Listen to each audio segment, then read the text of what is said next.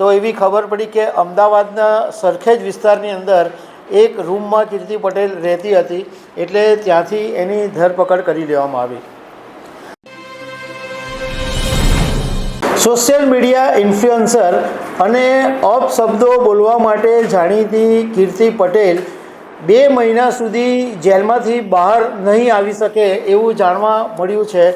અને કીર્તિ પટેલની ક્યાંથી ધરપકડ થઈ અને એ પોલીસ સ્ટેશનમાં આટલી બિંદાસ કેમ જઈ રહી હતી, આ ઘણી બધી બાબતોની અમે જાણકારી મેળવી છે, તો એના વિશે તમારી સાથે વાત કરીશ। મારું નામ રાજેશ શાહ છે અને તમે જોઈ રહ્યા છો ગુજરાતના સૌથી મોટા ડિજિટલ ન્યૂઝ પ્લેટફોર્મ ખબર છે.com। સોશિયલ મીડિયામાં અપશબ્દો બોલીને ફેમસ થયેલી કીર્તિ પટેલની ગઈકાલે કાપોદ્રા પોલીસે એક જૂના કેસમાં જૂન 2024ના એક કેસમાં ધરપકડ થઈ હતી। 2024માં સુરતના એક બિલ્ડર છે વજુ કાતરોડિયા, એમણે ફરિયાદ કરી હતી અને 2 કરોડ રૂપિયાની કીર્તિ પટેલ અને એના સાગરીતોએ ખંડણી માંગી હોવાની ફરિયાદ કરવામાં આવી હતી। આ કેસની અંદર એવું હતું કે વજુ કાતરોડિયા અને વિજય સવાણી નામનો જે વ્યક્તિ હતો એની પ્રોપર્ટી લેતી દેતી બાબતે બબાલ ચાલતી હતી અને સમાધાન માટે વજુ કાતરોડિયાને કોસમાડી સુરતનો કામરેજ વિસ્તારમાં કોસમાડી પાટિયા પાસે એક ફાર્મ હાઉસ છે, ત્યાં આગળ એક બેઠક રાખવામાં આવી હતી અને એ પછી આને વજુ કાતરોડિયાને કોઈ નશીલો પદાર્થ પીવડાવીને એના ફોટો અને વિડીયો ઉતારી અને સોશિયલ મીડિયા પર બદનામ કરવાની ધમકી આપીને 2 કરોડ રૂપિયાની ખંડણી માંગવામાં આવી હતી। અને આમાં કીર્તિ પટેલે વજુ કાતરોડિયા અને એના પરિવારો માટે અપશબ્દો પણ બોલ્યા હતા। હવે આ કેસની અંદર શરૂઆતમાં જ વિજય સવાણીની તો ધરપકડ થઈ ગયેલી, પરંતુ કીર્તિ પટેલ 10 મહિનાથી ભાગતી ફરતી હતી। આ બાબતે અમે કાપોદ્રા પોલીસ સ્ટેશનના પીઆઈ MR સોલંકીની સાથે વાત કરી કે આ કીર્તિ પટેલની ધરપકડ કેવી રીતના કરવામાં આવી અને ક્યાંથી કરવામાં આવી।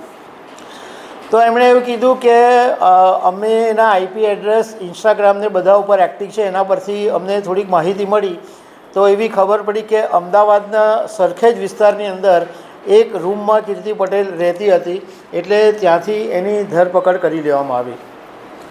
આ પછી અમે પોલીસના એક ઉચ્ચ અધિકારી સાથે વાત કરી અને એમને પૂછ્યું કે ગઈકાલે જ્યારે કીર્તિ પટેલની ધરપકડ કરવામાં આવી અને કાપોદ્રા પોલીસ સ્ટેશનમાં જઈ રહી હતી, ત્યારે એનો જે ઠાઠ હતો એ જાણે કોઈ સેલિબ્રિટી કે મોડેલ હોય એવી રીતના પોલીસ સ્ટેશનમાં જઈ રહી હતી અને એના ચહેરા ઉપર પોલીસના નામનો કોઈ ખોફ નહોતો, કોઈ ડર એના ચહેરા પર નહીં દેખતો, બલકે એ બેશરમ બનીને પોલીસ સ્ટેશનમાં હસતી હતી।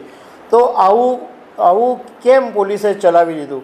તો આ ઉચ્ચ અધિકારીએ એમનું નામ નહીં જણાવવાની શરતે એવું કીધું કે એક તો આ મહિલા છે અને બીજું કે એણે શરમને નેવે મૂકી દીધી છે, એમ કહી શકાય કે એ નફ્ફટ પ્રકારની મહિલા છે, તો એની સામે પોલીસ પણ કંઈક પણ કરતાં ડરતી હોય છે, એટલે આમાં પોલીસ કંઈ કરી શકી નહીં। બીજું કે જ્યારે કીર્તિ પટેલ પોલીસ સ્ટેશનમાંથી બહાર નીકળી અને મીડિયા ઊભેલી હતી, તો મીડિયાને પણ એણે હાથ હલાવીને એમ કીધું કે જોજો આખા ગુજરાતમાં મારું કવરેજ કરજો। એટલે આ કીર્તિ પટેલ એવી વ્યક્તિ છે કે આવા ક્રાઇમની અંદર પણ એની પબ્લિસિટી શોધે છે। બીજી માહિતી અમે એક મેળવી કે ગઈકાલે જ્યારે કોર્ટમાં રજૂ કરવામાં આવી કીર્તિ પટેલને, ત્યારે પોલીસે 3 દિવસના રિમાન્ડ માંગ્યા હતા, પરંતુ મહિલા હોવાને કારણે કોર્ટે રિમાન્ડ નથી આપ્યા અને કીર્તિ પટેલને લાજપોર જેલમાં મોકલી આપવામાં આવી છે। એક અધિકારીએ અમને એવું કીધું કે હવે જ્યારે એને લાજપોર જેલમાં મોકલી આપવામાં આવી છે, ત્યારે ગુજરાતભરના પોલીસ સ્ટેશનમાં કીર્તિ પટેલની સામે અનેક ગુના નોંધાયા છે।